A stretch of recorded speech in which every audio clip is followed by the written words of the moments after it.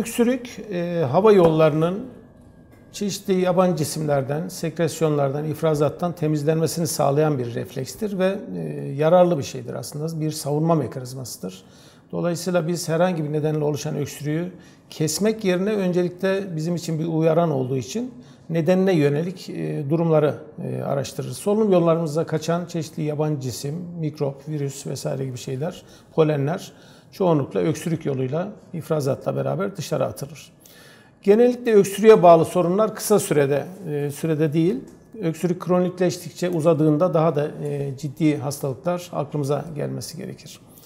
Akut öksürük genellikle 3 haftalık süre içinde ortaya çıkan öksürüklerdir ve çoğunlukla mikrobik nedenlere bağlıdır.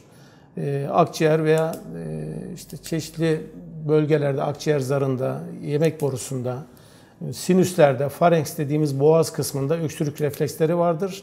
Buralar uyarıldığı zaman, buraları uyaran herhangi bir enfeksiyon veya bir yabancı cisim vesaire gibi şey olduğu zaman öksürük karşımıza çıkar.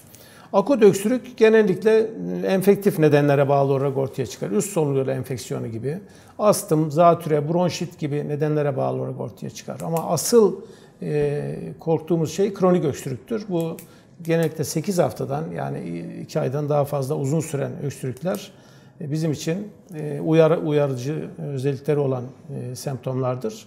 Astım, kronik bronşit yani koah dediğimiz durum, akciğer kanseri, verem, kronik öksürük nedenlerinden başlıcalarıdır. Reflü yine aynı şekilde kronik öksürük nedeni olabilir. Genellikle koah veya akciğer kanserine bağlı öksürükler kronik öksürük şeklindedir ve bu kişiler zaten sigara içtiği için çoğunlukla da bize çok geç gelirler. Yani öksürüğü genellikle sigaraya bağlayacaklardır. Dolayısıyla ben sigara içiyorum o yüzden öksürüyorum diyecektir ama diğer belirtiler artık beraberinde işte balgamda kan gelmesi, nefes darlığı, hırıltı, ışıltı gibi belirtiler ortaya çıktıktan sonra ancak karşımıza gelirler. Bu nedenle özellikle 8 haftayı geçen öksürüğü olan kişilerin mutlaka bir göğüs hastalıkları uzmanına başvurması gerekir.